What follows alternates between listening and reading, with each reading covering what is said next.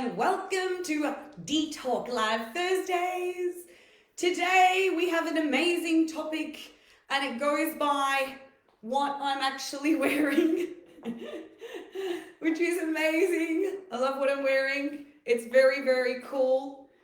It's a bit of a designer from the 80s. It's very cool and fun. So today's topic goes into the fashion fads and what we were basically wearing back in the days and what was really big back in the days in the time of when you were growing up and fashion was becoming dynamic and popular and it was becoming the it thing and the fads, the things that, hello, Strat. So things that were huge. Hey, Andrew. Yeah, so what was becoming hip and cool and in fashion, and what people used to wear. And while you were growing up, what was in fashion? So tonight, I want you all to get involved because tonight we're actually going to send photos through because I'm pretty sure you guys can send photos through while I'm doing the live for us to see what everybody else has got. It's hilarious. My dress is actually my mother's. And it's perfect. Like, I love it. It's from the 1980s, circa, and there was a designer back in those days, in the 80s when I was growing up. Because obviously my mum actually used to wear dresses like this that were really hip and trendy and really hot, So 1980s, and she was an amazing designer. So my mum wore this to a baptism. So she was baptizing her godson, who now is very, very old, like a lot older. So if you can hear me, hi, god brother, I'm wearing the dress. And this dress was taken from that era, so it's from 1980s. So we're gonna go into, obviously, what was big back in those days. What did people find fashionable and what was so cool and hip back in those days? I know that I'm a sucker for fashion because it's what I know best of and I've been in the industry for so many years. And I thought that today I'd want to know what we adapt to. So what was something that people thought were cool? Like I remember even in the 90s when I was growing up, I was 16, cross colors were really cool. The jeans and the tops and the t-shirts and stuff like that, they were hilarious, And in the 60s, obviously, you had the mini skirts, and all of that sort of constructed,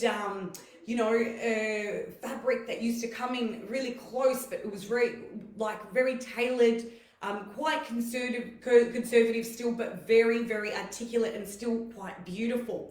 So a lot of that was like that. It was very just subliminal. It was great. Then in the 70s, obviously we saw the hippies come into the whole boho and, the whole dynamic. Button-ups and kappa. Yes! It's so true because that was the 90s. How are you, Tyson? Yeah. In those days it was hilarious. Even the button-ups and the kappa, even the Adidas. The Adidas was huge. I remember when I was 16 and I was wearing this tight Adidas top and, I'd walk around like I'd own the place, when I was 16, because, that's where you form your identity and, you think you own the world and you're just too cool for school, because that was what was in fashion. And the baggy pants, and even, I don't know if everybody remembers that movie Clueless, where Alicia Silverstone pretty much goes into all those fads, more or less. My cousin from Greece. I love you. Hi, Anita. Send everybody my love. Yeah, so, and everybody with the really, really low sort of pants that were about to the baggy pants that used to go underneath where the bum was, that was really cool back in the days. The glitter eyeshadow,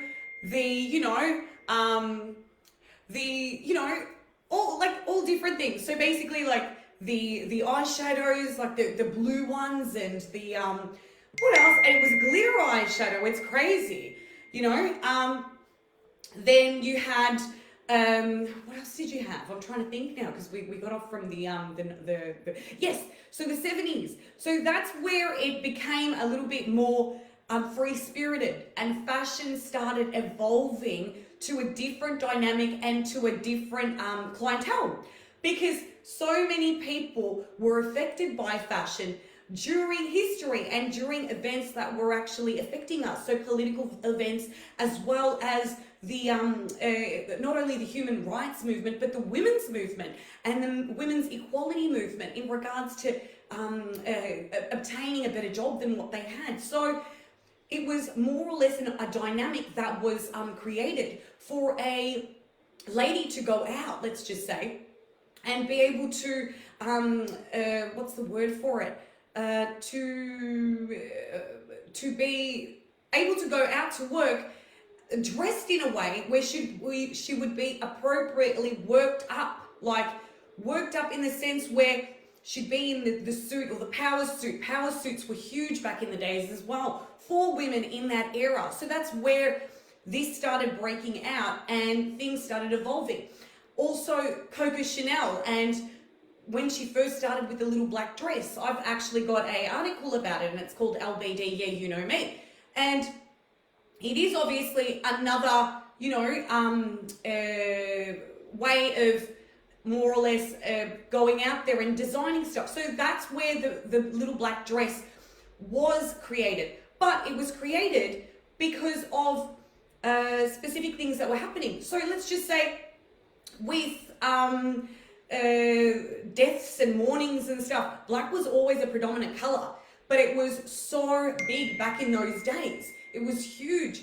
And so many people were wearing it that it was one of the most fashionable outfits to wear. And us here in Melbourne, that's what we wear. We don't choose colors because so many people don't want to choose colors, because they're so used to that dynamic here in Melbourne. You go overseas and you see people wearing every color under the sun. It's crazy. It's so funny because it's so different. The atmosphere is different. The fashion is always different in Europe. Not to say that we don't have fantastic designers here, because we do. They're amazing, and I support them 110%. They've got amazing fabrics, amazing styles and designs, but they work in with what we want. So it's always about what the consumer wants and what we're asking from that designer in order to deliver it. Adidas button-up pants, yes, as well. So you had your Kappa, you had your Adidas.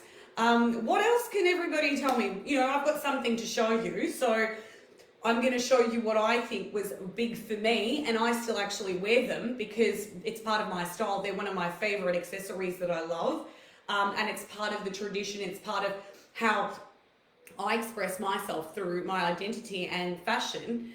Then we have obviously the 80s, which is what I'm wearing at the moment, and it's my favorite era, not only because I was born in this era, but a lot of the music really, really resonates with me. So Irina Cara is one of my most favorite singers, and I don't know, and I'm sure you'd all know, hopefully, that she's the singer. You look beautiful. Oh, thank you. You're gorgeous. How are you, Joyce? Yeah, so Irina Cara is one of my favorite singers, and she's the one that wrote the song What a Feeling from Flashdance. And I remember we went to a party and you had to dress up as someone that really influenced you while you were throughout music and throughout fashion as well. And I went as Jennifer Beals from Flashdance because Irina Cara and the music of the 80s actually really helped me find myself. And I resonated with it. It was something that, that fashion. So it was all about, the leggings. It was all about the crazy hair. It was always about the tops or the jumpers that would go off the shoulder. It was always about, the Let's Get Physical with Olivia Newton-John, and all of those movies made that era. So fashion was always depicted through what celebrities were wearing too. And the fashion fads became popular because you had the likes of Madonna or George Michael wearing them, or Prince, or, movie stars. So Back to the Future as well. Michael J. Fox, he made a big impact there as well. So all that fashion was always depicted and pushed through in order for us to say, you know what, I want to wear that too. It's always about influencing, and it still is till this day, but it's different now. The way that we're influenced to like something and wear something is coming from the same place, but it's done in a different way. But fashion has always been the way it's supposed to. So it's always been influenced in that way, always getting somebody to wear it in order for somebody to recognize what that specific item is, for them then to go back and wear the item and want that item. It's always about wanting. So it's a lot to do with the marketing aspect of fashion as well. And my marketing manager would know this as well if he's watching. So it's all about marketing. It's always marketing something. So that's where fashion has come from and where it's led us as well. Then obviously the 90s, as we went into it. Who remembers Doc Martens? I used to wear them like they were going out of style. I was 16 and I was like on top of the world because I had $250 Doc Martens. Like, they were the best things since sliced bread, I'm sorry. And ripped jeans and, flannel shirts. I looked like a farmer half the time I was at school. It was hilarious. But it was what was in fashion. There were even these dresses that my friends and I used to wear, and they used to have a zip in the middle of them. And they used to have all the flannel sort of, detailing and, sleeves that used to go here and whatever. And then we used to put belts in just to, give us a bit of a waistband and bring in the waist and make us look a little bit more thinner, So in order to bring it about. But they're the types of things. And sports, athletic stuff, like Nike was still very big, but not as big as Kappa, exactly. Not as big as Kappa, not as big as Adidas, because it was what was going on at that stage, at that time. Then you had, obviously, a lot of the fashion still comes in after it's been done, but in a different way. So it's recreated. And that's why fashion is such a beautiful topic as well, because it not only comes in an era, it comes back as well to revisit, but in a different way because it's been designed in a different way. So that's why so many people love it as well. And if you understand it, you know what I'm talking about. It's hard to understand the concept, but it is one of the most important concepts. Even though if it's looked upon in a way where it's ignored and people are just like, they're vague about it. Fashion is one of the most important topics because it's what you wear. It's everything that you wear, from the underwear that you wear as well. Hello, Calvin Klein. Do you remember Marky Mark? Back in the days when we were like 16 and he was like loving the whole, Calvin Klein ads with like Kate Moss and they were like together looking hot. Who'd even thought that, we would have thought that they looked hot. See, like, this is the type of stuff. It's each generation, when each generation goes on and on, the fashion obviously changes. And so does the dynamic, and so does what we think is good, or what we think is great, or what we think is hot or lit, as the young ones say. It's whatever they think is going to look amazing. But in saying that, what you think might look amazing sometimes is not always the case, because it also has to do with your body shape. It always also has to do with who you are and how you're able to bring it about to everybody else, because you're presenting yourself. You're actually going out there to the world. This is what I was saying about identity. Like, your fashion's got has got a big part of identity, because it's what people are going to see you as and what you want to be represented as, So a lot of the stuff that we think sometimes does suit us, it actually in fact doesn't, because it just doesn't sit properly. It's not 100% great for us. It might be like, it's all right, like it's okay. But in most cases, it's not as sensational as we think it is. And that's why you should more or less, try different things, because you don't know what might suit you, Yeah, so look like the chick from Simply Irresistible. I love, is that it's Simply Irresistible, like the chick from, was that a movie, Lizzie? No, it was from the song, Simply Irresistible. Actually, no, it wasn't. It was from the other one. Yes. I think I know which one it is. That's hilarious. I love this dress. I would actually wear this out. It is so flattering. It's gorgeous. Like, my mom's got good taste. She always has, but and she was, today, the story with this dress, it's hilarious, right? So this dress today, I actually asked my mum, I'm like, so do you have anything that I could wear? Because I'm doing this today and I need something a little bit more vintage. Because I've got a few vintage outfits, but I'm like, I want something different. I want something that depicts a specific era to the point and on point, let's just say, right? Song, Robert Palmer, yes, I thought so. So she brought out these, these outfits, and then this one was the one that I was like, oh my God, I remember that. I remember you actually baptizing Greg with that. Oh my God, I'm going to wear that. But I didn't realize how good it would actually fit. And as soon as I put it on, you know what she said to me? She said, that's how good it used to look on me too. So it was as though she was looking at a mirror. It was hilarious. So great outfit. I would so wear this again. Fits really well. It's a great negligee. Comes up higher. Really nice low back. Quite still sexy, but very elegant and lovely color, which really suits me and accentuates my color of my face as well and everything else. It's great. Like, very, very happy with it. So then we go into the 2000s, right? So we start with the 2000s slowly. And a lot of the new age stuff that comes in is slowly through the millennial generation and what they think is in fashion. But a lot of it's independently designed. And also that's when mass production sort of starts to weave its way through the fashion industry and starts to take hold of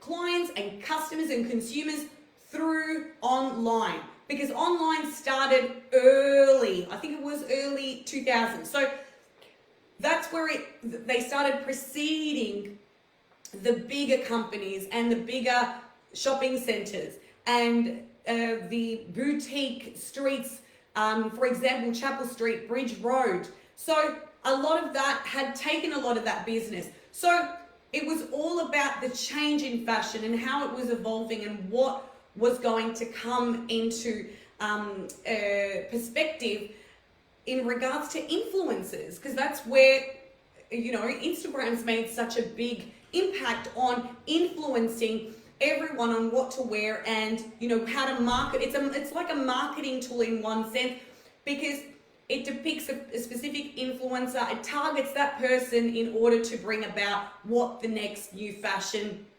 fad will be. So that's what it's all about. And it's about individualism. And that's where Normcore came into it too, because Normcore was very, very big also. That's another thing that had come in, I think it was after the 90s. So the Steve Jobs look, the Jerry Seinfeld look, they were all described as the I can't be bothered getting out of bed look. Let's just put some jeans on, a shirt on, and we're done. It was just about not reflecting upon what was on fashion, but to cohesively look within and just individually express your own individuality. So that was what it was all about. So it was great. And that's pretty much it. So this is what fashion is about.